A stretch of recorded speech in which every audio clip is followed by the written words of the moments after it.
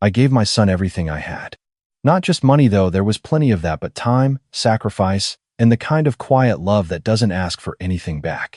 I worked double shifts at the plant for 3 years straight so he could go to a university I could never have dreamed of attending myself. I skipped vacations. I drove a truck with 200,000 miles on it for longer than I should have. I told myself it was worth it. That one day I'd see him walk across a stage, shake someone's hand, and know that every hour of overtime had meant something. And it did mean something. My son graduated. He got a good job. He met a woman. He built a life. I just didn't know that life didn't include me. Let me back up. My name doesn't matter. What matters is that I'm 53 years old. I live in the same town in Ohio where I was born, and for the last 27 years the thing I was most proud of in this world was my son. I raised him mostly on my own, after his mother left when he was 5. We had a small house, a big yard, and not much else. I coached his little league team. I helped him with homework at the kitchen table every night until I stopped understanding the material, and then I hired a tutor. I took out a loan I spent 6 years paying back so he could do a semester abroad in Italy because he said it would help his career. I bought him his first car, a used Honda. Nothing fancy, but it ran.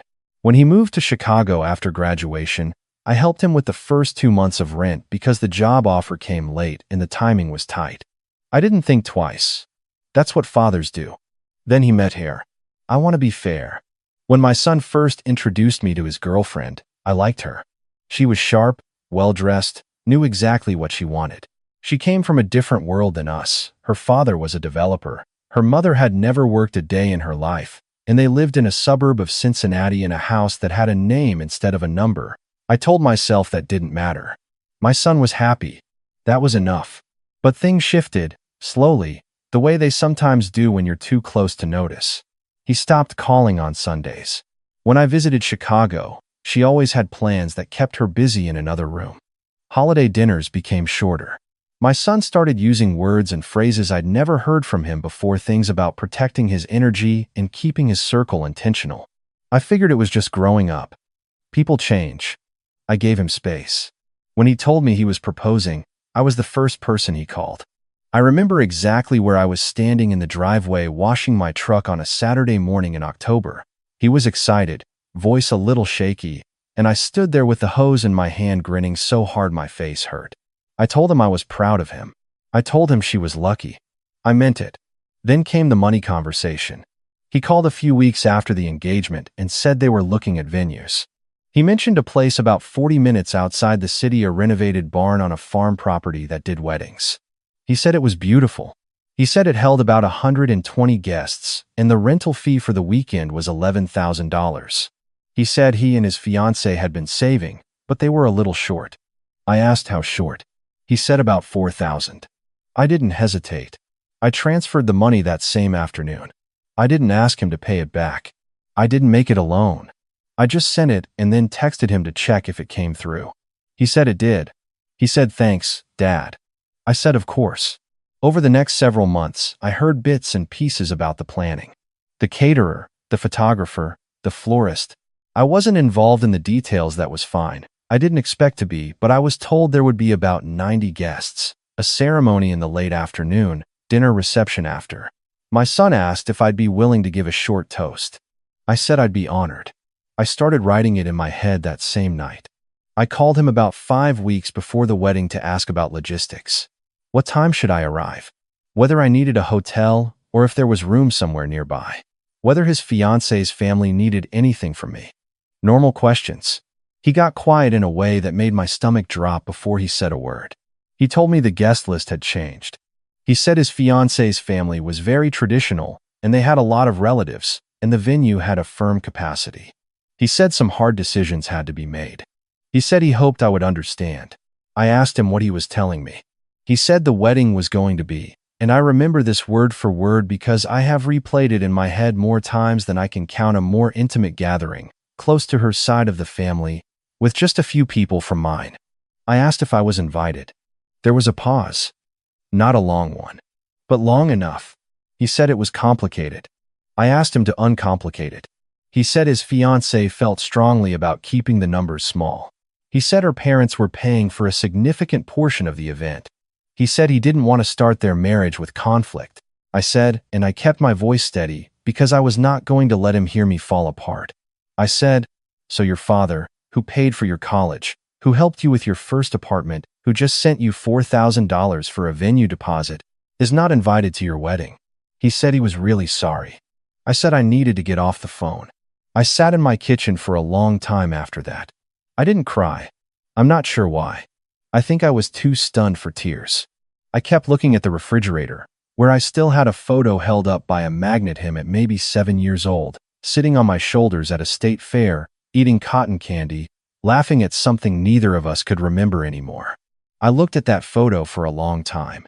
My daughter, she's 3 years younger than her brother, lives about 20 minutes from me, came over that evening because I'd told her I needed to talk.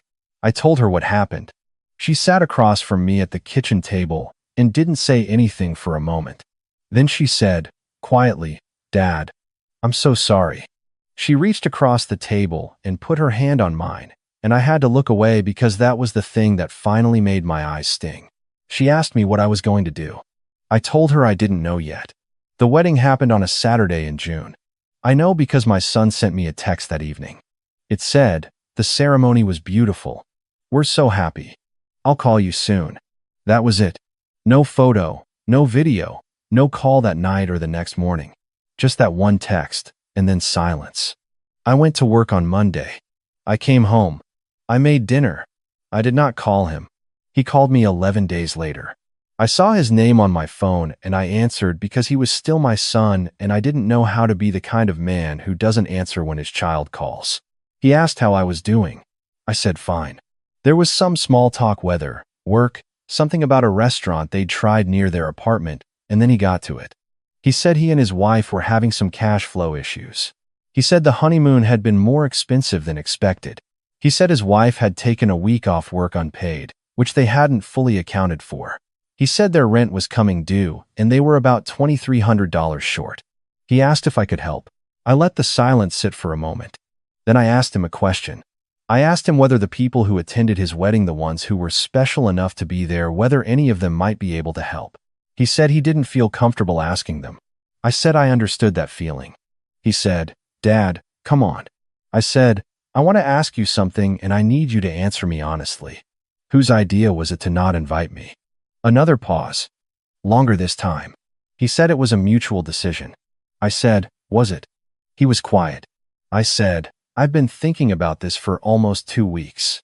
And I keep coming back to one thing. I was good enough to send money for a venue I was never going to step foot in. I was good enough to pay your tuition and your rent and your car insurance for 3 years after graduation. But I wasn't important enough to watch you get married." He started to say something about the guest list, about her family, about how these things were complicated. I let him finish. Then I said, "I love you. I will always love you. But I am done subsidizing a life that I am not a part of." He asked what that meant. I told him it meant I wouldn't be sending the $2,300. It meant that going forward, I needed him to handle his finances the same way he apparently handles his wedding guest list without me. He said I was being cruel. I thought about that word for a second. Cruel. I said, "I don't think that's the right word. I think the right word is finished."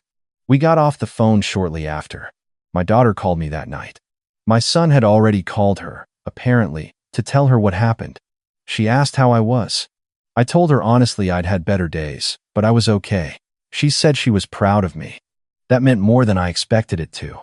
In the weeks that followed, I did something I had been putting off for a long time. I sat down with an attorney and I updated my estate documents. I had a will from years ago, drafted when my son was still a teenager, that left everything to him. I changed it. I split the estate between my daughter and a scholarship fund I set up at the community college in town, the same school I had taken night classes at 30 years ago to qualify for a better position at work. I didn't do it out of spite. I did it because I thought about what I actually valued and who had actually shown up for me, and I let that guide the decision. My son's wife, I still don't call her my daughter-in-law. I'm not sure I ever will. Apparently found out about the will change through my son, who found out because I told him. I called him a few weeks after our last conversation and I told him calmly that I had updated my documents and that he should know. He asked if I was serious. I said I was. He said I was punishing him. I said I was making decisions about my own life with the same freedom he had made decisions about his. He didn't have much to say to that. What surprised me, over the months that followed, was how much quieter my life became and how that quiet felt more like peace than emptiness. I had spent so many years waiting for a call, hoping for a visit, adjusting my expectations downward so I wouldn't be disappointed. And when I stopped doing that, when I accepted that my son had chosen a path that had very little room in it for his father, something in me settled. I'm not going to tell you I don't miss him. I do. I miss the kid he was. I miss the young man he was becoming before all of this. I keep that photo on the refrigerator, him on my shoulders at the state fair, because that's the son I knew, and I'm not ready to take it down. But I stopped writing that toast. My daughter and I have dinner together every Sunday now. She has 2 kids, a boy and a girl, both young enough that they still want to sit with me and look at things I find interesting, like old maps and baseball cards and the way a carburetor works. I am useful to them. I am present in their lives. That counts for something. It counts for a lot. About 4 months after I updated my will, my son called again. It was a Tuesday evening, late, and when I answered, he didn't sound angry. He sounded tired. He said he'd been doing a lot of thinking.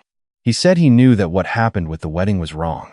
He said he had let someone else's preferences override something that should have been non-negotiable. He said he was sorry, and from the sound of his voice, I believe that he meant it. I told him I appreciated him saying that. I told him I accepted the apology. He asked if things could go back to how they were. I told him some things could. I told him I would always be his father, and I would always love him. I told him he was welcome at my house and welcome at my table, and welcome in my life. Then he asked about the will. I said the will stays. He was quiet. I said, "It's not a punishment. It's not something I did in anger. I made a thoughtful decision about what I want my legacy to look like and who I want to build it with. That decision stands." He said he understood. I said I hoped he did. We've talked a few times since then. Short conversations, careful ones, the kind where 2 people are rebuilding something fragile and both know it. I don't know where it leads. I stopped trying to predict what my son does. What I know is that I am not waiting anymore. I am not funding a relationship that only flows in one direction. I am not a bank with a sentimental attachment. I am his father. That is permanent. That is unconditional. But my checking account is neither of those things. There's a box in my closet, a shoe box, actually, old and a little soft at the corners, that has things in it from when my son was small. A drawing he made of the 2 of us in 1st grade, stick figures with enormous heads. A birthday card from when he turned 10 that said, "Dad, you are the best dad in the world, and I mean it for real." A photo from his college graduation, both of us squinting into the sun, me with my arm around him, both of us grinning. I don't take the box out very often, but I know it's there. Some nights that's enough. Some nights it isn't. But here is what I know. I did my job. I did it well. I loved without keeping score, and I gave without waiting to be asked. Whatever choices my son has made as an adult, those are his. They belong to him. And however this story ends, I'm going to finish it as the same man I have always tried to be. A man who showed up, even when he wasn't on the guest list.